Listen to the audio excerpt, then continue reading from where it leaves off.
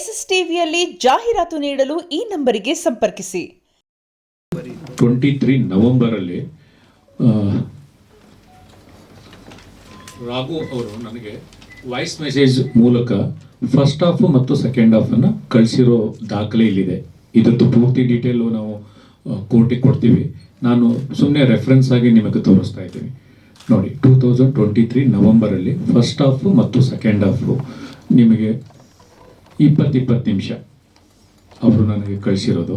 ಅದರ ಜೊತೆಗೆ ಇನ್ನೊಂದು 2023 ನವೆಂಬರ್ 30 ಕೂಡಲ ಸಂಗಮ ಅಂತ ಆ ಪಿಕ್ಚರ್ಗೆ ನಾವು ಟೈಟ್ಲ್ ಇಟ್ಟಿದ್ದು, ಆ ಕಥೆಗೆ ನಾವು ಕೂಡಲ ಸಂಗಮ ಅಂತ ಟೈಟ್ಲ್ ಇಟ್ಟಿದ್ದು. ಅಂದರೆ ಒಂದು ಹಿಂದೂ ಅಪ್ಪ ಒಂದು ಮುಸ್ಲಿಂ ಮಗುನ ಹೆಂಗೆ ಸಾಕ್ತಾನೆ ಅಂದರು, ಕೂಡಲ ಸಂಗಮ ಅಂತ ಟೈಟ್ಲು ರಿಜಿಸ್ಟರ್ ಆವಾಗಲೇ ಮಾಡಿದ್ದೀವಿ. ಚೇಂಬರಲ್ಲೂ ಅದು ಟೈಟ್ಲು ರಿಜಿಸ್ಟರ್ ಆಗಿದೆ. ಇದು ಫಸ್ಟ್ ಹಾಫ್, ಇದು ನವೆಂಬರಲ್ಲಿ. ಇದು ನೋಡಿ, ಸಾಕ್ಷಿ ಸಮೇತ ನವೆಂಬರಲ್ಲಿ. ನಮ್ಮ ಹತ್ರ ಕತೆ ಇಲ್ಲ, 2 ನಿಮಿಷ ಅವ್ರು ಹೇಳಿದ್ದು ಅಂತ ಅವ್ರು ಏನು ಹೇಳಿದ್ದಾರೆ. ನಮ್ಮ ಹತ್ರ 2023 ಪೂರ್ತಿ ಕತೆ ನಮ್ಮ ಹತ್ರ ರೆಡಿ ಇತ್ತು. ಅವರು ರಾಘು ಅವರಿಗೆ 2-3 ಸತಿ 10 ಸತಿ 50 ಸತಿ ಕಾಲ್ ಮಾಡಿದ್ದೀವಿ ಅಂತ ಹೇಳ್ತಾರೆ. ಕಾಲ್ ಯಾಕೆ ಮಾಡಿದ್ದಾರೆ ಅವ್ರು ನಮಗೆ? ಇವರು ಅಡ್ರೆಸ್ ಕೇಳಕ್ಕಂತೆ. ಯಾರಾದರೂ ಅಡ್ರೆಸ್ ಕೇಳ್ತಾರ? ನಿಮಗೆ ಕೋರ್ಟಲ್ಲಿ ಕೇಸ್ ಹಾಕ್ಬೇಕಪ್ಪ ಅಂತಂದರೆ ಯಾರಾದರೂ ಅಡ್ರೆಸ್ ಕೇಳಿಬಿಟ್ಟು ಕೇಸ್ ಹಾಕ್ತಾರ? ಅಡ್ರೆಸ್ನ ಹುಡ್ಕೊಂಡು ಹಾಕ್ತಾರೆ ಅಲ್ವಾ? ಇವರೆಲ್ಲ ಓಡೋಗ್ಬಿಟ್ಟಿದ್ದಾರೆ ಅನ್ನೋ ಥರ ಅವರು ನೆಪ ಹೇಳ್ತಾ ಇದ್ದಾರೆ. ಅದೇ ಗೊತ್ತು ನೋಡಿ. ಆಮೇಲೆ ಇನ್ನೊಂದು ನಾನು ತುಂಬ ವಿಶೇಷವಾದ ಇನ್ನೊಂದು ವಿಷಯ ಹೇಳ್ತೀನಿ ಕೇಳಿ. ಅವರು ನಿಮಗೆಲ್ರಿಗೂ ಡಾಕ್ಟರ್ ರಾಜ್ಕುಮಾರ್ ಅವರು ಮತ್ತು ಪುನೀತ್ ರಾಜ್ಕುಮಾರ್ ಅವರು ಕಣ್ಣು ದಾನ ಮಾಡಿದ್ರು. ಆ ಕಣ್ಣು ದಾನ ಮಾಡಿರೋದು ವ್ಯಕ್ತಿ ಯಾರಿಗೆ ಆ ಕಣ್ಣುಗಳನ್ನು ಕೊಟ್ಟರು ಅಂತ ಯಾರು ಹೇಳಲ್ಲ. ಅದೇ ಥರ ಅನಾಥಾಶ್ರಮಕ್ಕೆ ಒಂದು ಮಗುನ ನಾವು ದಾನ ಕೊಟ್ಟ ಆದಮೇಲೆ ಆ ದಾನ ಮಗುನ ಯಾರು ಅದನ್ನು ತಗೊಳ್ತಾರೋ ಆ ಡೀಟೇಲ್ಸು ಯಾರಿಗೂ ಕೊಡೋದೇ ಇಲ್ಲ. ಫಸ್ಟ್ ಆಫ್ ಆಲ್ ಕತೆ ಅವರು ಕದ್ದಿರೋಕ್ಕೆ ಸಾಕ್ಷಿ ಸಮೇತ ನಾವು ಯಾಕೆ ಹೇಳ್ತಾ ಇದ್ದೀವಿ ಅಂತಂದರೆ, ಅನಾಥಾಶ್ರಮದಿಂದ ಮಗು ತೊಗೊಂಬಂದರೆ ಒರಿಜಿನಲ್ ಪೇರೆಂಟ್ಸ್ ಏನಿದ್ದಾರೆ ಅವರು ಏನು ಮಾಡ್ತಾರೆ ಅಂತಂದರೆ, ಒರಿಜಿನಲ್ ಪೇರೆಂಟ್ಸ್ ಹೋಗಿ ಅನಾಥಾಶ್ರಮಕ್ಕೆ ಮೇಲೆ ಕೇಸ್ ಹಾಕಬೇಕು. ಮೊದಲು ಫಸ್ಟ್ ಆಫ್ ಆಲ್ ಅನಾಥಾಶ್ರಮಕ್ಕೆ ಕೇಳಬೇಕು, ನಮ್ಮ ಮಗು ಎಲ್ಲಿದೆ, ನಮ್ಮ ಮಗು ನಮ್ಗೆ ವಾಪಸ್ ಬೇಕು ಅಂತ. ಅವರು ಡೈರೆಕ್ಟಾಗಿ ಅಡಾಪ್ಟ್ ಮಾಡಿರೋ ತಂದೆ ತಾಯಿ ಹತ್ರ ಬರೋದೇ first of all wrong concept. ಅದು ಅವರು ಸಿನಿಮಾ ಮಾಡಿರ್ಬೋದು, ಸಿನಿಮಾ ಇವತ್ತು ಚೆನ್ನಾಗಿ ಗೆದ್ದಿರ್ಬೋದು. ಅವರು ಲೆಜೆಂಡ್ರಿ ಡೈರೆಕ್ಟ್ರು ಅಂತ ನಮ್ಮನ್ನು ಹೇಳಿದ್ದಾರೆ. ಆಮೇಲೆ ಲೆಜೆಂಡ್ರಿ ರೈಟರ್ ಅಂತ ಬೇರೆ ಮೆನ್ಷನ್ ಮಾಡಿದ್ದಾರೆ. ನನ್ನ ರಿಮೇಕ್ಗಳ ಬಗ್ಗೆ ಅವ್ರು ಹೇಳಿದ್ದಾರೆ. ಏನು ರುದ್ರತಾಂಡವ ಮತ್ತು ಜಾನ್ ಜಾನಿ ಜನಾರ್ದನಲ್ಲಿ ನಾನು ಅವರು ರಿಮೇಕ್ ಸಿನಿಮಾದಲ್ಲಿ ನಾನು ಅಂದರೆ ನಿಮಗೆ ಅವತ್ತು ಅದು ರಿಮೇಕ್ ಅಂತ ಗೊತ್ತಿರಲಿಲ್ವಾ? ಇಲ್ಲ, ಅವತ್ತು ನಿಮಗೆ ರಿಮೇಕ್ ಮಾಡುವಂಥ ಅವಶ್ಯಕತೆ ಇತ್ತು, ಅವತ್ತು ನೀವು ರಿಮೇಕ್ಗಳನ್ನು ಮಾಡಿದ್ದೀರಾ. ಇವತ್ತು ನಿಮಗೆ ಲವ್ ಮಾಕ್ಟೇಲ್ ಅಂತ ಒಂದು ಸಿನಿಮಾ ಹಿಟ್ ಆದಮೇಲೆ ರಿಮೇಕ್ಗಳನ್ನು ಮತ್ತು ರಿಮೇಕ್ ಡೈರೆಕ್ಟರ್ಗಳು ನಿಮಗೆ ಬೇಡ ಅಂತ ನೀವು ಡಿಸೈಡ್ ಮಾಡಿದ್ದೀರಾ. ನನ್ನ ಪ್ರಕಾರ ಸುಮಾರು ನಾನು ಲಿಸ್ಟ್ ಮಾಡ್ಕೊಂಡು ಬಂದಿದ್ದೀನಿ. ಅವರು ಲೆಜೆಂಡ್ರಿ ಗುರು ದೇಶಪಾಂಡೆ ಅಂತ ಅವ್ರ ಬಾಯಲ್ಲಿ ಯಾಕೆ ಬಂತು ಅಂತ ನನಗೆ ಗೊತ್ತಿಲ್ಲ ಆ್ಯಕ್ಚುಲಿ. ನನಗೆ ರಿಮೇಕ್ ಮಾಡಿರುವಂಥ ಅತಿ ಹೆಚ್ಚು ರಿಮೇಕ್ಗಳನ್ನು ಮಾಡಿರುವಂಥ ದ್ವಾರಕೀಶ್ ಅವರು ಲೆಜೆಂಡ್ರಿ ಇದ್ದಾರೆ. ಅತಿ ಹೆಚ್ಚು ರಿಮೇಕ್ ಮಾಡಿರುವಂಥ ರವಿಚಂದ್ರನ್ ಅವರು ಲೆಜೆಂಡ್ರಿ ಇದ್ದಾರೆ. ಅತಿ ಹೆಚ್ಚು ರಿಮೇಕ್ ಸಿನಿಮಾಗಳನ್ನು ಸುದೀಪ್ ಸರ್ ಮಾಡಿದ್ದಾರೆ, ನಾರಾಯಣ್ ಸರ್ ಮಾಡಿದ್ದಾರೆ. ತುಂಬ ಜನ ರಿಮೇಕ್ ಸಿನಿಮಾಗಳನ್ನು ಮಾಡಿದ್ದಾರೆ. ಅದನ್ನು ಕನ್ನಡಕ್ಕೆ ಎಷ್ಟು ಅಡಾಪ್ಟ್ ಮಾಡ್ಕೋಬೇಕು ಮತ್ತು ಅದನ್ನು ಎಷ್ಟು ಚೆನ್ನಾಗಿ ಅದನ್ನು ಮಾಡಬೇಕು, ಎಷ್ಟು ಸಕ್ಸಸ್ ಆಗಿ ಮಾಡಬೇಕು ಅಂತ ಗೊತ್ತು. ನನ್ನ ಪ್ರಕಾರ ಅಲ್ಲ, ಅವ್ರು ಗೆದ್ದಿರೋರು ಮಾತ್ರ ಇದನ್ನೆಲ್ಲ ಮಾತಾಡಬೇಕು ಅಂತ ಹೇಳಿದರು. ನನ್ನ ಮೋಸ್ಟ್ಲಿ ರಾಜಾ ಹುಲಿ ಒಂದು ಸಿನಿಮಾದ ಕಲೆಕ್ಷನು ಮತ್ತು ಅದು ಗಳಿಕೆ ಆಗಿರೋ ದುಡ್ಡು ಇವರು 3 ಸಿನಿಮಾ ಸೇರಿದ್ರೂ ಆಗಲ್ಲ. ಆ ಸಿನಿಮಾ 2013 ನಾವು ರಾಜಾ ಹುಲಿ ಮೂಲಕ ನಾವು ಅಷ್ಟು ದೊಡ್ಡ ಸಕ್ಸಸ್ ಕೊಟ್ಟಿದ್ದೀವಿ. ಸಕ್ಸಸ್ ಕೊಟ್ಟಿರೋರು ಮಾತ್ರ ಇದನ್ನು ಮಾತಾಡಬೇಕು ಅಂತ ಅವರು ಹೇಳಿದ್ದಾರೆ. ಇನ್ನೊಂದು ಅವರು ತುಂಬ ದೊಡ್ಡ ಅಲಿಗೇಷನ್ ಇದು ಇದು ಇದು ನನ್ನ ಹೆಂಡತಿ ತುಂಬ ನೋವಾಗುತ್ತೆ. ನನ್ನ ಹೆಂಡತಿ ನಾವು ಇವತ್ತು ಬೆಳಗ್ಗೆ ಒಂದು ಉಪನಯನ ಫಂಕ್ಷನ್ಗೆ ಹೋಗ್ತಾ ಇದ್ವಿ. ಆವಾಗ ಡಾರ್ಲಿಂಗ್ ಕೃಷ್ಣ ಅವ್ರು ಹೇಳ್ತಾರೆ, ಫ್ರೆಂಡ್ಶಿಪ್ಪು ಮಾಡಬೇಕಪ್ಪ ಅಂತಂದರೆ ಏನಾಗೋದು ಫ್ರೆಂಡ್ಶಿಪ್ ಮಾಡಿದ್ರೆ ಗುರು ದೇಶಪಾಂಡೆ ಅವರು ಅಂದರೆ ನಿಮಗೆ ಗುರು ದೇಶಪಾಂಡೆ ಅವ್ರ ಜೊತೆ ಫ್ರೆಂಡ್ಶಿಪ್ ಮಾಡಿದರೆ ಮನೆಗೆ ಸೇರಿಸಲ್ಲ ಅಂತ ಅವ್ರು ಹೇಳ್ತಾರೆ. ನನ್ನ ಹೆಂಡತಿ ನನ್ನ ಹಿಂದೆ ಇದ್ಲು, ಅವಳು ಆ ವಿಡಿಯೋನ ನೋಡ್ತಾ ಇದ್ಲು. ಅಂದರೆ ನಿಮಗೆ ರುದ್ರತಾಂಡವ ಸಿನಿಮಾ ಮಾಡಬೇಕಾದ್ರೆ, ಜಾನ್ ಜಾನಿ ಜನಾರ್ದನ್ ಸಿನಿಮಾ ಮಾಡಬೇಕಾದ್ರೆ 25 ಸಿನಿಮಾ ಮಾಡಿರುವಂಥ ಅಜಯ್ ರಾವ್ ಜೊತೆಗೆ 25 ಸಿನಿಮಾ ಮಾಡಿರುವಂಥ ಲೂಸ್ ಮಾದ ಯೋಗಿ ಅವ್ರ ಜೊತೆಗೆ ನೀವು 5 ಸಿನಿಮಾ ಮಾಡಿರುವಂಥ ಒಬ್ಬ ಹೀರೋಗೆ ಅದ್ರ ಜೊತೆಗೆ ಪ್ರೊಡ್ಯೂಸರು ನಾನು ಚಾನ್ಸ್ ಕೊಟ್ಟಾಗ ನೀವು ಎಷ್ಟು ಸತಿ ನನ್ನನ್ನು ಕೇಳ್ಕೊಂಡ್ರಿ ಈ ಸಿನಿಮಾಗೆ ನನ್ನನ್ನು ಕಾಸ್ಟ್ ಮಾಡಿ ಅಂತ ನಿಮಗೆ ನೆನಪಿದೆಯಾ ಅದು? ಅದ್ರ ಜೊತೆಗೆ ನಿಮ್ಮ ಫಾದರು ನನಗೆ ಎಷ್ಟು ಸತಿ ನನ್ನ ಮಗನ ಹಾಕೊಂಡು ಸಿನಿಮಾ ಮಾಡಿ ಅಂತ ಕೇಳಿರೋದು ನಿಮಗೆ ನೆನಪಿದೆಯಾ? ನಾನು ಜೆಂಟ್ಲ್ಮ್ಯಾನ್ ಸಿನಿಮಾ ಪ್ರೊಡ್ಯೂಸ್ ಮಾಡಬೇಕಪ್ಪ ಅಂತಂದರೆ ಮಹಾಂತೇಶ್ ಅಂತ ಒಬ್ಬ ಅಸೋಸಿಯೇಟ್ ಡೈರೆಕ್ಟರ್ನ ನೀವು ನಮ್ಮ ಸೆಟ್ಟಿಗೆ ಎಷ್ಟು ಸತಿ ನೀವು ಸೆಟ್ಟಿಗೆ ನನಗೊಂದು ಸಿನಿಮಾ ಮಾಡಿ ಅಂತ ನೀವು ಎಷ್ಟು ಸತಿ ನಮ್ಮ ಸೆಟ್ಟಿಗೆ ಬಂದಿದ್ದೀರಿ ಅಂತ ನಿಮಗೆ ನೆನಪಿದೆಯಾ? ಗುರು ದೇಶಪಾಂಡೆ ಅವತ್ತು ನಿಮಗೆ ಫ್ರೆಂಡು, ಇವತ್ತು ನಿಮಗೆ ಏನು ಫ್ರೆಂಡ್ ಜೊತೆಗೆ ಮನೆಗೂ ಕರಿಬಾರ್ದು ಅನ್ನೋ ಥರ ಮಾತಾಡ್ತಾ ಇದ್ದೀರಾ. ಅಂದರೆ ಒಂದು ಲವ್ ಮಾಕ್ಟೇಲ್ ಅನ್ನೋ ಸಕ್ಸಸ್ಸು ನಿಮ್ಮನ್ನ ಇಷ್ಟು ಬದಲಾವಣೆ ಮಾಡುತ್ತೆ ಅಂತಂದರೆ ಇದು ಬದಲಾವಣೆ ಅಲ್ವಾ?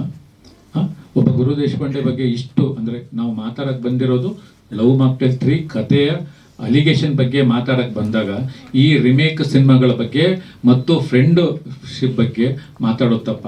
ನಾನು ಅವತ್ತು ಚೇಂಬರಲ್ಲಿ ಕಂಪ್ಲೇಂಟ್ ಕೊಡಕ್ಕೆ ಹೋದಾಗ 12-13 ವರ್ಷದ ಒಂದು ಫ್ರೆಂಡ್ಶಿಪ್ಪನ್ನು ನಾನು ಕಳ್ಕೋಬಾರ್ದು ಅನ್ನೋ ಒಂದೇ ಒಂದು ದೃಷ್ಟಿಗೋಸ್ಕರ ನನ್ನ ಫ್ರೆಂಡು ಅಂತ ಹೇಳಿದೆ. ಅವ್ರು ಹೇಳ್ತಾರೆ ಬೆಸ್ಟ್ ಫ್ರೆಂಡು. ನೀವು ಲವ್ ಮಾಕ್ಟೇಲ್ ಸಿನಿಮಾ ಸಕ್ಸಸ್ಫುಲ್ ಆಗೋವರೆಗೂ, ರೌದ್ರ ತಾಂಡವದಿಂದ ಹಿಡಿದು ಲವ್ ಮಾಕ್ಟೇಲ್ ಸಕ್ಸಸ್ ಆಗೋವರೆಗೂ ಫೋನ್ ಕಾಲ್ ಲಿಸ್ಟ್ನ ತೆಗೆದು ನಾಳೆ ನಾನು ಮೀಡಿಯಾದವ್ರು ಕೊಡ್ತೀನಿ. ಅತಿ ಹೆಚ್ಚು ಕಾಲು ನೀವು ನನಗೆ ಮಾಡಿದ್ದೀರಾ, ನಾನು ನಿಮಗೆ ಮಾಡಿದ್ದೀರಾ ಅಂತ ಪ್ರೂವ್ ಮಾಡ್ತೀನಿ. ಯಾರು ನನಗೆ ಕಾಲ್ಗಳನ್ನ ಹೆಚ್ಚು ಮಾಡಿದ್ದೀರಾ, ರುದ್ರತಾಂಡವ ಸಿನಿಮಾದಿಂದ ಹಿಡಿದು ಲವ್ ಮಾಕ್ಟೇಲ್ ಸಕ್ಸಸ್ ಆಗೋವರೆಗೂ ಇನ್ಕಮಿಂಗ್ ಕಾಲು ಮತ್ತು ಅತಿ ಹೆಚ್ಚು ಕಾಲಲ್ಲಿ ಮಾತಾಡಿದ್ದು ನೀವು ಜಾಸ್ತಿ ಮಾತಾಡಿದ್ದೀರಾ, ನಾನು ಜಾಸ್ತಿ ಮಾತಾಡಿದ್ದೀನಿ ಅಂತ ಮೀಡಿಯಾಗೆ ನಾನು ಪ್ರೂಫ್ ಸಮೇತ ನಾನು ನಾಳೆ ಪ್ರೂವ್ ಮಾಡ್ತೀನಿ. ನಿಮಗೆ ಸಕ್ಸಸ್ ಆದಮೇಲೆ ನಿಮಗೇನೋ ತಲೆಗೇರಿದೆಯಾ? ನಾನು ನಿಮ್ಮ ಪರ್ಸ್ನಲ್ ವಿಷಯಗಳನ್ನು ಸಾಕಷ್ಟು ಮಾತಾಡ್ಬೋದು, ಆದರೆ ನಾನು ಪರ್ಸ್ನಲ್ ವಿಷಯಗಳನ್ನು ಸಾಕಷ್ಟು ಮಾತಾಡೋಕ್ಕೆ ಇಲ್ಲಿ ಬಂದಿಲ್ಲ. ಎಲ್ರಿಗೂ ಒಂದು ಫ್ಯಾಮಿಲಿ ಅನ್ನೋದೊಂದಿರುತ್ತೆ, ಎಲ್ರಿಗೂ ಮಕ್ಕಳು ಇರ್ತಾರೆ, ಎಲ್ರಿಗೂ ಅಪ್ಪ ಅಮ್ಮ ಅನ್ನೋದಿರುತ್ತೆ. ಜೀವನದಲ್ಲಿ ಎಲ್ಲೋ ಒಂದು ಸಣ್ಣ ತಪ್ಪುಗಳನ್ನು ನಾವು ಮಾಡಿರ್ತೀವಿ, ಹಂಗಂತ ಯಾವಾಗಲೂ ಹಂಗೆ ಇರೋದಿಲ್ಲ. ಇವತ್ತು ನನ್ನ ಹೆಂಡತಿ ಆ ಕ್ವಶನ್ ಕೇಳಿ ನನ್ನ ಹಿಂದೆ ಇದ್ದಾಗ ನನಗೆ ಎಷ್ಟು ನೋವಾಗಿರ್ಬೋದು ನನ್ನ ಮಗನ ಜೊತೆಗೆ, ನನ್ನ ಹೆಂಡತಿ ಜೊತೆಗೆ. ನಾವು ಬಂದಿರೋದು ಇಲ್ಲಿ ಓನ್ಲಿ ಲವ್ ಮಾಕ್ಟೇಲ್ ಕಥೆಯ ಬಗ್ಗೆ ಮಾತ್ರ ಮಾತಾಡೋಕ್ಕೆ ನಾವು ಇಲ್ಲಿವರೆಗೂ ಬಂದಿರೋದು ಹೊರತು ಬೇರೆ ಯಾವ ವಿಷಯ ಮಾತಾಡೋಕ್ಕೆ ಇಲ್ಲಿಗೆ ಬಂದಿಲ್ಲ. ನಾನು ಅವರಿಗೆ ವಾಯ್ಸ್ ಮೆಸೇಜ್ ಸಮೇತ ಕಳಿಸಿದ್ದೀನಿ. ಆ ವಾಯ್ಸ್ ಮೆಸೇಜು ಅವ್ರ ಹತ್ರ ಇದೆ. ಅವ್ರು ಕಳಿಸಂದ್ರೆ ನಾಳೆ ಎಲ್ರಿಗೂ ಕಳಿಸ್ತೀನಿ. ನಾನು ಏನು ಹೇಳಿದ್ದೀನಿ ಅಂದರೆ, ನನಗೆ ಈ ಏನು ಅಲಿಗೇಷನ್ ಇದೆ ಇದರಿಂದ ಪ್ರಮೋಷನ್ ಬೇಡ, ಇದರಿಂದ ದುಡ್ಡು ಬೇಡ. ನಾನು ಕೇಳ್ತಾ ಇರೋದು ಒಬ್ಬ ರೈಟ್ರಿಗೆ ವ್ಯಾಲ್ಯೂ ಕೊಡಿ. ಒಬ್ಬ ರೈಟ್ರು ಕತೆ ಮಾಡಿದ್ದಾನೆ, ಅದಕ್ಕೆ 8 ತಿಂಗಳು 10 ತಿಂಗಳು ಅವನು ಶ್ರಮ ಹಾಕಿದ್ದಾನೆ, ಅದಕ್ಕೋಸ್ಕರ ಅವನಿಗೆ ನೀವು ಬೆಲೆ ಕೊಡಿ ಅಂತ ನಾನು ನಿಮಗೆ ಕೇಳಿದ್ದು. ಅದಾದ ಮೇಲೆ ಇವರು ತಡ್ಕೊಳ್ಳದೆ ಇವರು ಒಂದು ಫೇಸ್ಬುಕ್ಕಲ್ಲಿ ಪೋಸ್ಟ್ ಹಾಕಿದರು. ಅದಾದಮೇಲೆ ಅವ್ರ ಫ್ರೆಂಡ್ಸ್ಗಳು ಮತ್ತು ಅಲ್ಲಿರುವಂಥ ಎಲ್ಲ ಕಮೆಂಟ್ಸ್ಗಳು ನೋಡಿಕೊಂಡು ಇನ್ನೊಂದು ಪೋಸ್ಟ್ ಹಾಕಿದರು. ಅದಾದಮೇಲೆ ಚೇಂಬರ್ಗೆ ನಾನು ಹೋಗಿದ್ದು ಒಂದೇ ಒಂದು ಕಾರಣ, ಯಾಕೆ ಅಂತಂದರೆ ಚೇಂಬರು ಇರೋದು ಏನು ಅಂತಂದರೆ ಒಂದು ಪ್ರೊಡ್ಯೂಸರು, ಡಿಸ್ಟ್ರಿಬ್ಯೂಟ್ರು ಮತ್ತು ಎಕ್ಸಿಬಿಟರ್ಗೆ ಅಂತ ಪ್ರೊಡ್ಯೂಸರು, ಈ 3 ಸೆಕ್ಟರ್ಗೋಸ್ಕರ ಚೇಂಬರು ವರ್ಕ್ ಮಾಡೋದು. ಆ ಕಥೆಯ ರೈಟ್ಸು ನಾನು ಪ್ರೊಡ್ಯೂಸರ್ ಆಗಿ ನನ್ನ ಜಿ ಸಿನಿಮಾಸಲ್ಲಿ ಇರೋದ್ರಿಂದ ನಾನು ಚೇಂಬರ್ಗೆ ಹೋಗಿ ಇವ್ರ ಜೊತೆಗೆ ಹೋಗಿ ನಾನು ಕಂಪ್ಲೇಂಟ್ ಕೊಟ್ಟೆ. ಅದು ಬಿಟ್ಟರೆ ನಾನು ಯಾವತ್ತೂ ಅವರು ಮಗು ಮೇಲೆ ಮತ್ತು ಅವ್ರ ಹೆಂಡತಿ ಮೇಲೆ ಪ್ರಮಾಣ ಮಾಡಿ ನಾನು ಕದ್ದಿಲ್ಲ, ನನ್ನ ಆತ್ಮಸಾಕ್ಷಿ ಇಲ್ಲ ಅಂತ ಹೇಳಿದಾಗ ನಾನು ಬಿಟ್ಬಿಟ್ಟೆ. ಆಯಿತು ಬಿಡಿ, ನಿಮ್ಮ ಆತ್ಮಸಾಕ್ಷಿ ಇದು ಒಪ್ಕೊಳ್ಳಲ್ಲ ಅಂತಂದರೆ ಬಿಟ್ಬಿಡಿ ಅಂತ ನಾನು ಬಿಟ್ಬಿಟ್ಟೆ. ಅದಾದಮೇಲೆ ಇವರಿಗೆ ಫೋನ್ ಮಾಡಿ ಕಾಲ್ ಹೇಳ್ತಾರಂತೆ, ಗುರು ದೇಶಪಾಂಡೆ ನಿಮಗೆ ಕುಮ್ಮಕ್ ಕೊಟ್ಟಿದ್ದಾರಂತೆ. ನನಗೇನು ಅದರ ಅವಶ್ಯಕತೆ ಇದೆ ಕುಮ್ಮಕ್ ಕೊಡುವಂಥ? ರೈಟರು 8 ತಿಂಗಳು ಕಷ್ಟಪಟ್ಟಿದ್ದಾರೆ, ಅವ್ರದ್ದು ಒಂದು ಕತೆ ಹೋಯ್ತಲ್ಲ ಅಂತ ಆ ನೋವಲ್ಲಿ ಅವರು ಹಾಕಿದ್ದಾರೆ. ಇಷ್ಟೇ ಆಗಿರೋದು. ಅದರ ಜೊತೆಗೆ ಸಾಕಷ್ಟು ಪರ್ಸ್ನಲ್ ಅವರು ವಿಷಯಗಳ ಬಗ್ಗೆ ಮತ್ತು ಸಿನಿಮಾಗಳ ಬಗ್ಗೆ ಅವರು ಟಾರ್ಗೆಟ್ ಮಾಡಿದ್ದಾರೆ. ನಾನು ನಿಮ್ಮ ಹತ್ರ ದಯಮಾಡಿ ರಿಕ್ವೆಸ್ಟ್ ಮಾಡಿ ಹೇಳ್ತೀನಿ, ಇದು ಇನ್ನೂ ಮುಂದೆ ಹೊರದ್ರು ಮತ್ತು ಇದು ಮುಂದೆ ಕೇಸು ಏನು ಬೇಕಾದರೂ ಅವ್ರು ಕೇಸ್ ಹಾಕಲಿ, ನಾವು ಅದಕ್ಕೆಲ್ಲ ಪ್ರೂಫ್ ಇದೆ. ನಮ್ಮ ಹತ್ರ ಎಲ್ಲ ಪ್ರೂಫ್ ಇದೆ. ನಾವು ಕೋರ್ಟಿಗೂ ಹೋಗ್ತೀವಿ, ಎಲ್ಲಿಗೆ ಬೇಕಾದರೂ ನಾವು ಅವ್ರ ಜೊತೆಗೆ ಹೋಗ್ತೀವಿ.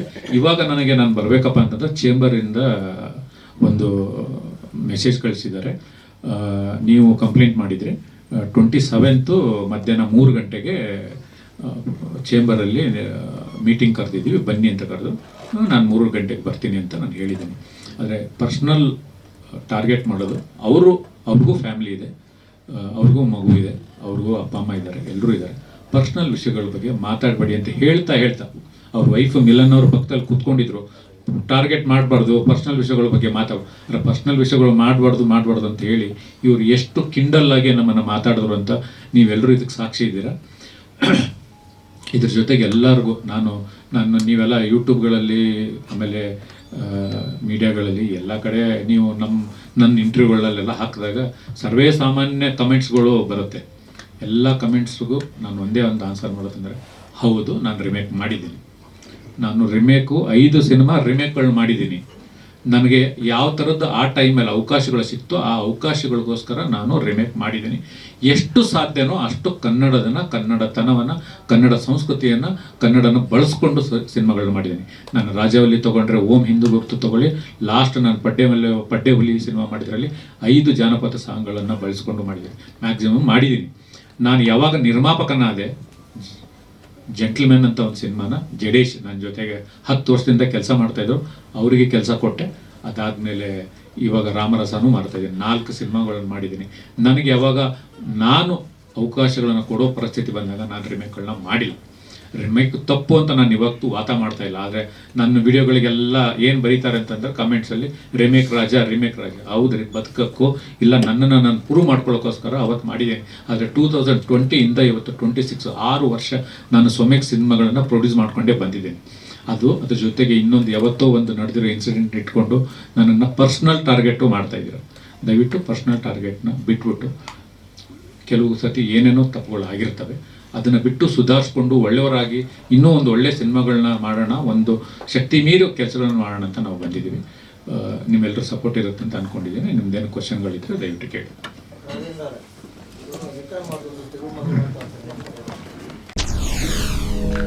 SSTV ಸಿನಿಮಾ ಜಗತ್ತಿನ ಕ್ಷಣ ಕ್ಷಣದ ಸುದ್ದಿಯೊಂದಿಗೆ.